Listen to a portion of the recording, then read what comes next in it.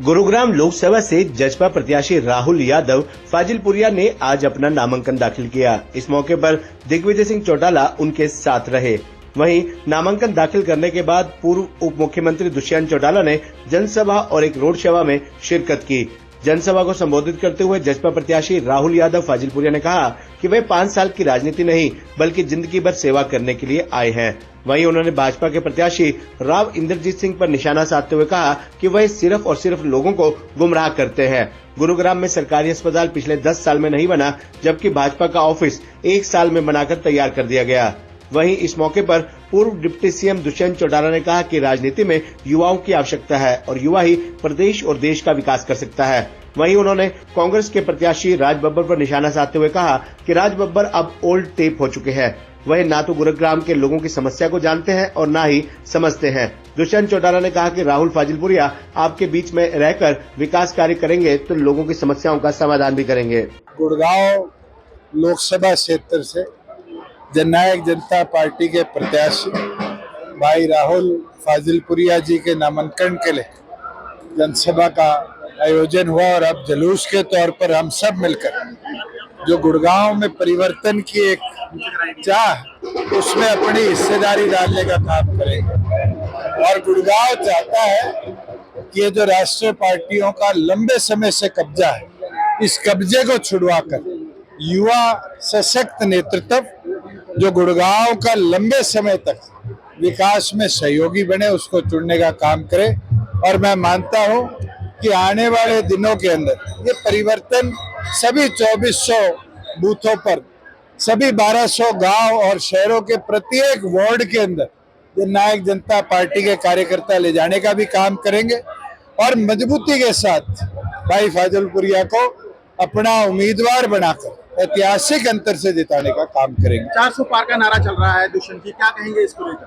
पिछले एक हफ्ते से तो प्रधानमंत्री जी बोलना छोड़ गए और मैं तो इतना इतिहास से बता सकता हूँ, एक नारा था Indira is India, India is Indira, और उस नारे के साथ कांग्रेस 77 के चुनाव में गई थी और लोगों ने उस नारे का क्या हाल किया। इंदिरा गांधी स्वयं हारी, कांग्रेस का सुपड़ा साफ हुआ, मोरारजी देसाई देश के प्रधानमंत्री बने। आज 400 पार के नारे का भी देश की जनता इसी तरह हिसाब लेगी और मैं मानता हूं 400 वाले के 200 पे आके ना सिमट जाए भविष्य के अंदर। कांग्रेस ने बॉलीवुड एक अभिनेता को यहाँ से कांग्रेस का उम्मीदवार बनाया, क्या कहेंगे? मैं तो एक चीज बोल सकता हूँ, आज डिजिटल जमाना है और डिजिटल जमाने के अंदर जो आज लोगों में भाया हमने वो उतारा, ना कि वो जो ग्रामोफोन के टाइम के नेता है। दुष्यंत जी जो सांसद है यहाँ पे राव इंद्रजीत, गाँव में सर्वे किया, गाँव में नजर नहीं आते, लोगों के नहीं। देखिए, मैं तो बारी बारी कहता आया हूँ कि जिन लोगों ने अपनी रियासतें लोकसभा को बना रखी है, चाहे वो गुरुग्राम की बात हो, फरीदाबाद की बात हो, जनता ये गढ़ तोड़ेगी, ये कब्जे छुड़वाएगी और बदलाव लाएगी। अच्छा, आपके खिलाफ कोई शिकायत हुई है जिस पर नायब? मैंने 10 बार बोला है कि अगर ऐसी कोई चीज है तो जो कार्रवाई करानी है कराओ, पर मेरे संज्ञान में आया है कोई मैटर कि आज कई ग्रुपों पर मेरे खिलाफ कोई दुष्प्रचार चलाया गया है। अगर फैक्चुअली इनकरेक्ट होगा तो आज शाम तक या तो लोग माफी मांगे, नहीं तो हम पुलिस कार्रवाई भी करेंगे, इलेक्शन कमीशन की कार्रवाई भी करेंगे और कानूनी कार्रवाई करेंगे। देखते हो क्योंकि आप एक बॉलीवुड से कांग्रेस मैं ये मान करके चलता हूँ कि जननायक जनता पार्टी बड़े अंतर से ये सीट जीतने जा रही है। लंबी चली आ रही राजशाही को लोग तोड़ना चाहते हैं और लोग वोट की ताकत से डेमोक्रेसी का मुजाहिरा पेश करना चाहते हैं।